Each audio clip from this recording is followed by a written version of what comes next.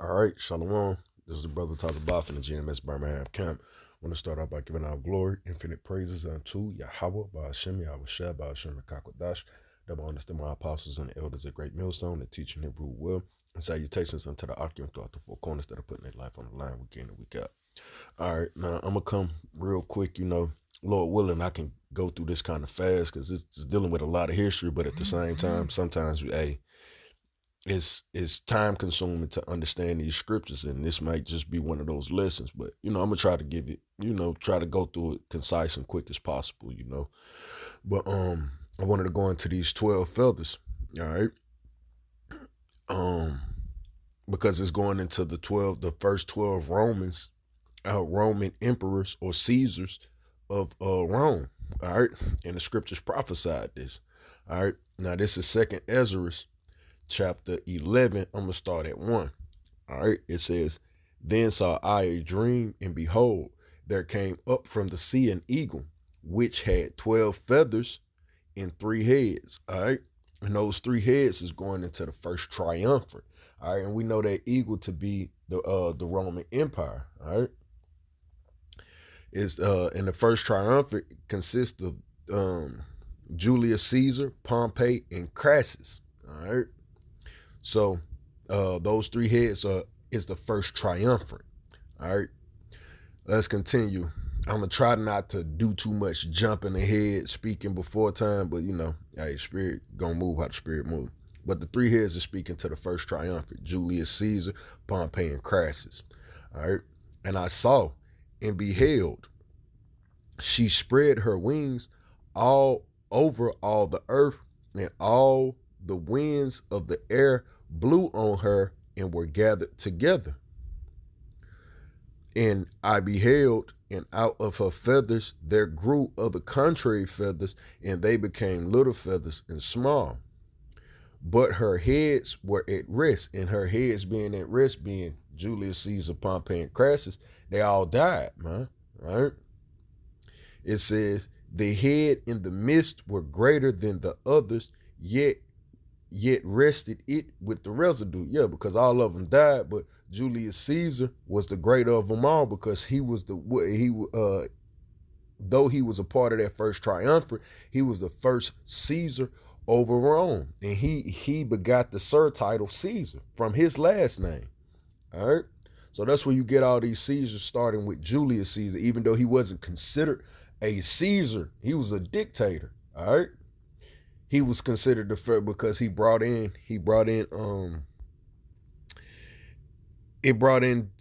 this imperial system. All right. It says the first 12 emperors of Rome include those from the Julio Claudian and Flavian dynasties. Julius Caesar, although not an emperor, influenced Rome's transition to an imperial system.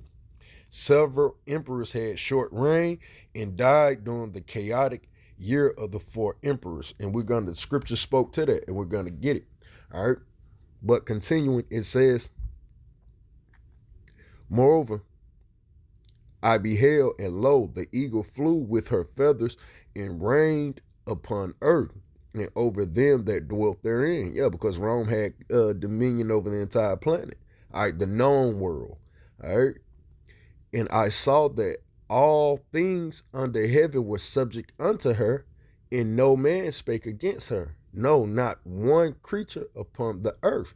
Yeah, because the same thing Trump doing now is basically he taking away your freedom of speech, and he getting down on these people. All right, man, ain't no different. And Trump is back in his lot because he's a part of these smaller fellas.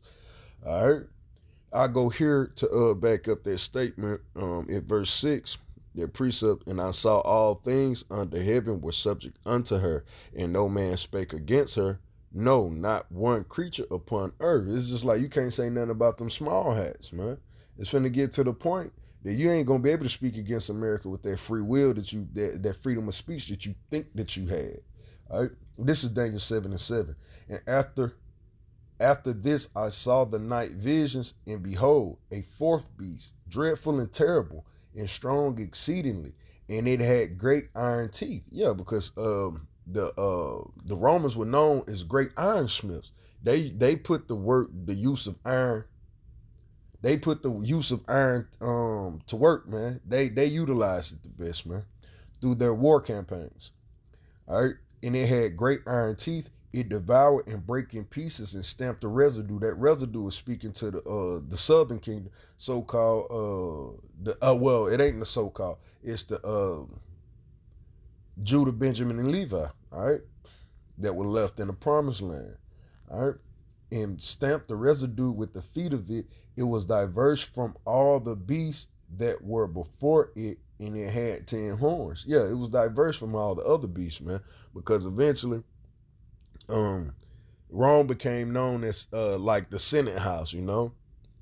It had a Senate, it had a body, but you know, the scriptures will speak to that. But it was diverse from all the beasts. All right, so that's going into the fact that no man spake against her. Yeah, because it was exceedingly dreadful and terrible. All right, because the Romans didn't play with you; they put you to death, man. All right, and Esau coming back into that spirit this day. All right, and I beheld, verse 7, 2 Esdras 7:7, and I beheld, lo, the eagle rose up upon her talons and spake to her feathers, saying, watch not all at once, sleep every one in his own place, and watch by course. All right, so that's basically die, and everybody's gonna nobody's gonna overlap the next one. A man gonna pop up, he gonna do his thing, and then he gonna die, and so on and so forth, man. So it says, watch not all at once, sleep everyone in his own place, and watch by course. Yeah, so it's a process of time. It says, watch not all at once, sleep everyone in his own place, and watch by course. But the heads being but let the heads be preserved for the last. So that's that first triumvirate coming back. All right, those 3 heads, it said that they were at rest. Yeah, so if they at rest, they basically they're in the spiritual realm on their way back, man. All right, they get their time to rest, and then they got to come back and do what the Lord has sent them to do the Lord's bidding. Verse 10, and I beheld, and lo, the voice went out. The voice went not out of her heads, but from the midst of her body. Yeah, that's that part of that diverse beast in Daniel 7:7. That's the Senate. All right. It said, and I beheld, and lo, the voice went not out of her heads, all right, but from the midst of her body. That's the Senate. All right. And I numbered her contrary feathers, and behold, there were 8 of them. All right. It says, and I looked, and behold, on the right side there arose one feather and reigned over all the earth. And that was Julius Caesar. All right. Because Julius Caesar is the only one that, like, he had total dominion, man. All right. Like he was scratched the Senate. The Senate ain't got nothing on me. I'm running this. That's why they what happened, you know? They brought him to the Senate house and everybody put a knife in him. All right, because they wanted to have dominion, they wanted to have rulership, they wanted to have a say in their society. All right, verse 13. And so it was that when it rained, all right, it says, and it was so that when it rained, the end of it came, and the place thereof appeared no more. So the next following stood up and reigned and had a great time. All right. And that second that stood up is speaking to Augustus Caesar. All right. Octavian, whose name was changed to Augustus. All right. That's where you get the month of August as well. All right. So let's go here. This is Luke chapter 2, verse 1. And it came to pass in those days that there went out a decree from Caesar Augustus. You see, in the scripture. So this is the Lord is giving you chronological order of a time of events. He giving you understanding in a chronological order. All right. So that decree from Augustus Caesar that all the world should be taxed, and this was during the time of Yahushua. All right. So during the reign of these 12 feathers, Yahushua was on the scene, man.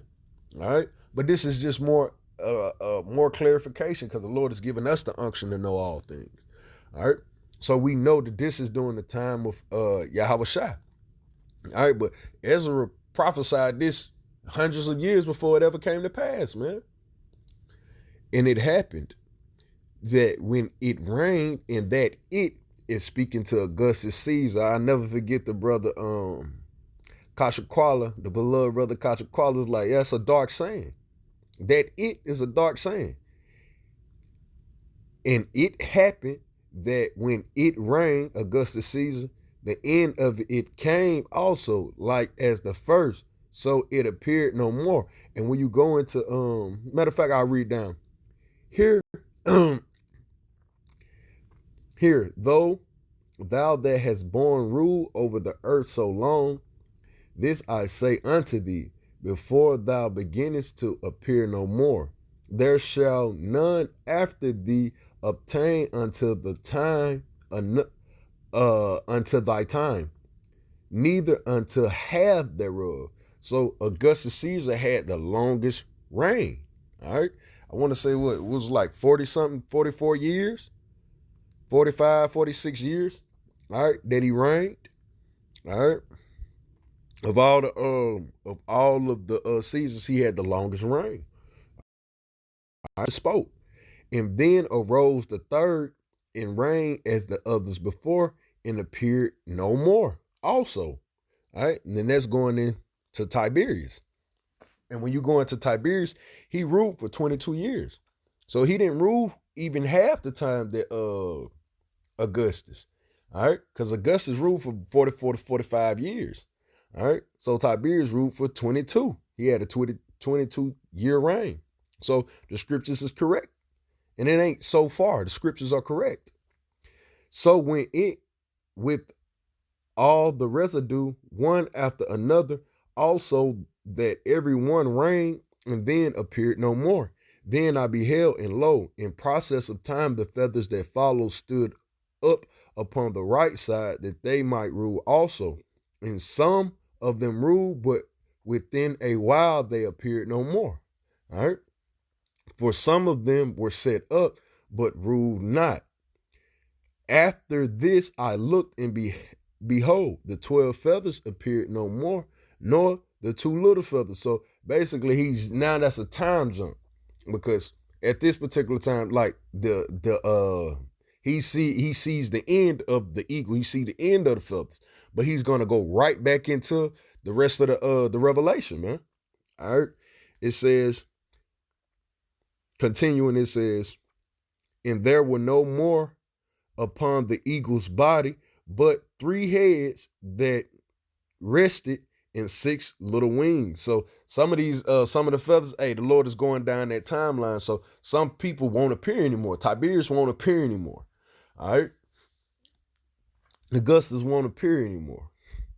All right. But remember the 3 heads. It says, but the 3 heads that rested and 6 little wings. So those 3 heads that rested prove yet again reincarnation, because they got to come back. Those spirits was destined to come back. All right. Verse 24. And this is what we finna get into some more history. Then saw I also that 2 little feathers divided themselves from the 6 and remained under the head that were upon the right side, for the 4 continued in their place. All right, now this is going into the year of the 4 emperors. Now, after you get Tiberius, you get Caligula. Then you get Claudius. And then you get Trump in his incarnation, Nero. But this is right after Nero, all right? Because Nero was a part of that Claudian dynasty, all right? Because he was kin to the Caesars. All right. He was of that bloodline. Now we're finna get into the thick of it. You got Otho, Galba. All right. So it says, for the 4 continue in their place, and I beheld, and lo, the feathers that were under the wing thought to set up themselves and to have rule. But I beheld, and lo, there was one set up, but surely it appeared no more. Yeah, because you get Ortho and Galba, all right, kills Galba, all right, and Galba, Ortho reigned what, 3 months? All right, matter of fact, let's go down. Let's read some more. All right. It says, verse 25, and I beheld, and lo, the feathers that were under the wing thought to set up themselves and to have rule. And I beheld, and lo, there was one set up, but shortly it appeared no more. The second was sooner away than the first. Yeah, because Ortho killed Galba, and Ortho only reigned 3 months. All right. All right. And it says, and I beheld, and lo, the two that remained thought also in themselves to reign. All right. So you got Ortho, Galba, you got Vitellius and Vespasian. All right. Ortho kills Galba and Vitellius kills Ortho. All right. If I'm not mistaken. All right. And it says, and I beheld, and lo, the two that remained thought also in themselves to reign. That's Vitellius and Vespasian. And then Vespasian put Vitellius to death. All right. And when they so thought, behold, there awakened one of the heads that were at rest. Namely, so basically you had a time period during the year of the 4 emperors where Esau was backstabbing each other, man. They was actually putting each other to death for the seed. All right. And there's the one head that was at rest, which was Julius Caesar. He came back as Vespasian. You see, the scriptures understand it well. So Vespasian put Titus to flight, man. All right. It says, and when they so thought, behold, there awakened one of the heads that were at rest. Because to be honest, Vespasian was around during the time of Nero. All right. Because Nero was giving out directives and orders. Vespasian has always been around. He was always in the midst, man. So it wasn't like he was unprivy to Jake. He was privy to Jake, man. This didn't come out of nowhere. All right. And when they it says, and when they so thought, behold, there awakened one of the heads that were at rest, namely it that was in the midst, for that was greater than the two other heads. Yeah, so that's speaking of Julius Caesar during the time of Pompey and Crassus. He's came back, man. All right, but he's came back as Vespasian. All right, and we know that Vespasian is a part of that Flavian dynasty. All right, you see. And when you go into Flavian, it goes into yellow hair. All right. So let's go here. Because you got Vespasian, Titus, and Domitian. All right. And then, verse 30. And then I saw, let me make sure. Yeah. It says, and then I saw that the two other heads were joined with it. Yeah, so when you get Pompey and Crassus, they came back as well, but they came back through the loins of Vespasian in the form of his sons as Titus and Domitian. And behold, the head was turned with them that were with it, and did eat up 2 feathers under the wing that would have reigned. All right. So that's Vespasian getting rid of the other two, the last Vitellius and what's his name? Ortho Galba. Yeah, and him getting rid of the other emperors during that the year of the 4 emperors. All right, it says, and the head was turned with them that were with it, and did eat up the 2 feathers under the wings that would have reigned. But this head put the whole earth in fear, and bare rule in it over all those that dwelt upon the earth with much oppression, and it had the governance of the world more than all the wings that had been. So that's going into 70 AD during the time of Vespasian ruling. All right. But what ended up happening, Vespasian ends up dying. All right. And Titus and Domitian take up their lot. Matter of fact, just bear with me 1 second. All right, continuing. This is Revelations 12, 13 through 15. All right. And when the dragon saw that he was cast into the earth, he persecuted the woman which brought forth the man child. So that's Israel. And the woman were given 2 wings of a great eagle that she might fly into the wilderness, into her place where she is nourished for a time, in times and a half a time from the face of the serpent. The serpent cast out of his mouth water as a flood after the woman, that he might cause her to be carried away of the flood. And that great flood is what? His military might. That's what Esau did during the time of 70 AD. That's where you get the siege of Messiah. That's where you get the full and final overthrow of the nation of Israel. All right. So it says, continue. Yeah. Carried away in the flood. Okay, continuing. Matter of fact, let me go here too as well. Going into that great flood. All right. Speaking of those waters, this is Isaiah 17 and 13. The nation shall rush like the rushing of many waters, but the Most High shall rebuke them, and they shall flee far off, and shall be chased as the chaff of the mountains before the wind, and like a rolling thing before the whirlwind. So we know those many waters are those nations. All right. So Esau came with a great army against the nation of Israel, man. Continuing. And after this I beheld, and lo, the head that was in the midst suddenly